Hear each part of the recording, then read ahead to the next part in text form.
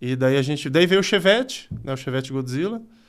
E acaba tomando um tempo, né? As provas no prep. E aí, o nosso foco saiu um pouco da cola e foi pro no prep, né?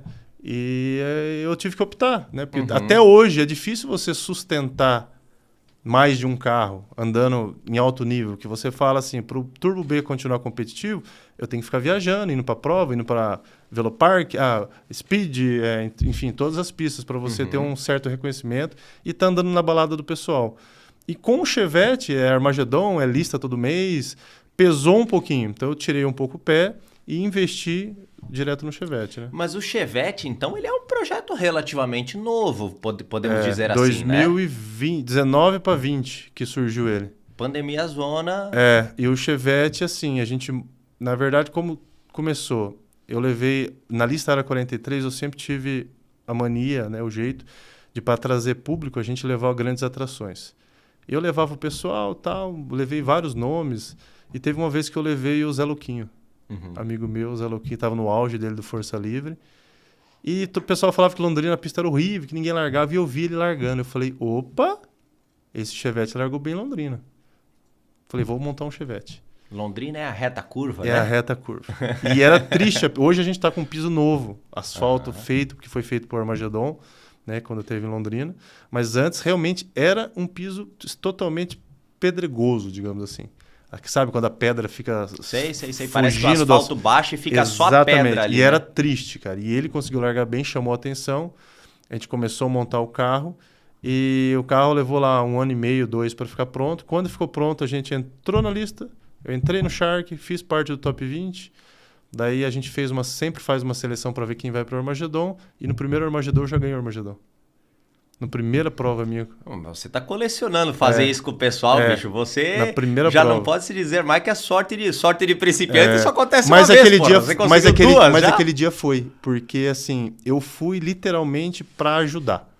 Tanto é que eu fui um dos últimos nomes a ser escolhido. Porque eu sou administrador da 43. Então, primeiramente, a gente não tem aqueles pilotos que sempre foram parceiros. Assim, pô, vamos para Velopark. Não, eu sou parceiro, eu vou. Então, eu no momento, eu sabia que eu tinha um carro rápido, porque eu tinha acesso aos tempos, né, de todo mundo. Mas, assim, primeiramente, vai a galera que sempre esteve junto, né? E se sobrar vaga, a gente vai.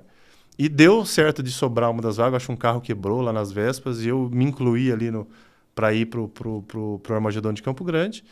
E, eu tava na loucura. Era a primeira transmissão ao vivo que a gente ia fazer do Armagedon. Eu que estava encarregado, né? Que é eu que tinha falado, não, vamos fazer, é pandemia...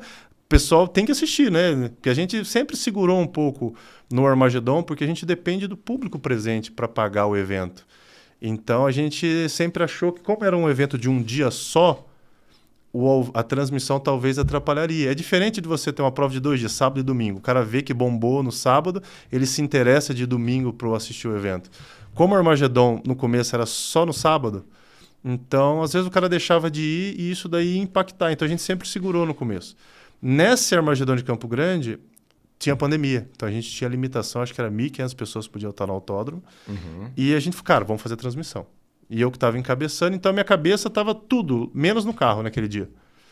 E isso facilitou, porque eu não sabia nem quem que eu ia enfrentar. Eu só montava no carro, passei. Passei. Sabe a hora que eu fui me ligar? Na hora que eu tirei o Dema. Na hora que eu tirei o Dema, a gente acabou se enfrentando, eu falei, cara, eu tirei um cara que era favorito da nossa Não lista. era pra isso acontecer. Não era pra eu ter tirado. Agora até, assim, eu tenho mania de... Até arrepia falar isso.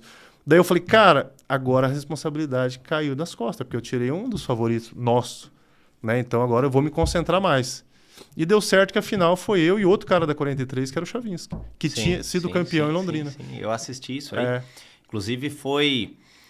Talvez algo que foi precursor, né? Muita coisa durante esse período que a gente passou, deu para aprender, até para o pessoal que promove eventos, né? Sim. Eu tive a oportunidade de assistir, eu assisto todos os Armagedons, tive a chance de ir no último que foi feito lá no AIC, sabe, em Curitiba. Esse tem um gostinho especial. Cara, assim, para quem gosta de automobilismo e gosta do Autódromo de Curitiba... Foi o último grande evento que aconteceu lá, né? E por isso que a gente... Eu digo a gente, é todos os administradores, tá? O Listas Brasil. Falando como Listas Brasil. Não foi fácil fazer em Curitiba. assim, termos de valores, termos burocráticos, termos políticos. Foi, pode-se dizer, o maior desafio do Ulisses Brasil hoje no Armagedon, em fazer um Armagedon. Né? Foi bem caro, foi bem custoso, foi bem, assim, em cima da hora, vários problemas, né? Mas a gente tinha informações que realmente seria o último ano. Então, Tinha que fazer. Né? Eu falei para os caras, cara, isso aqui é que eu tô de blusa aqui, senão você ia ver arrepiando, que é algo que marca a gente. Mas a gente falou, cara, temos que fazer, porque isso daí vai marcar na história de algo que, assim, para nós, para mim também, Curitiba, como que eu me, assim, fui picado pela coisa? A gente ia, eu, Eduardo, o Dudes, que talvez esteja assistindo, a gente catava o carro de Londrina, turbo, ia rodando até Curitiba para assistir o festival, né? E eu não conhecia ele que me levou para ver pela primeira vez. Eu lembro que eu estava entrando no autódromo, passando pela ponte, de repente veio um barulho que eu nunca tinha ouvido na minha vida, uma fumaceira. Quando eu olhei para baixo, era o Escort fazendo burnout. Então esse foi meu batismo na arrancada. Né? O Escort fazendo um burnout e eu passando pela ponte. E então isso daí marcou. Eu fui em quase 10 festivais depois disso. Então, para mim, eu tenho certeza que os administradores e vários pilotos, era algo muito importante a gente ter um evento Armagedon em Curitiba. Um tributo àquele lugar, né, cara? A grande pena, e o pessoal bateu muito na gente, que era ter a arquibancada fechada. Isso daí doeu muito, porque o que a gente mais queria era aquela arquibancada lotada de gente.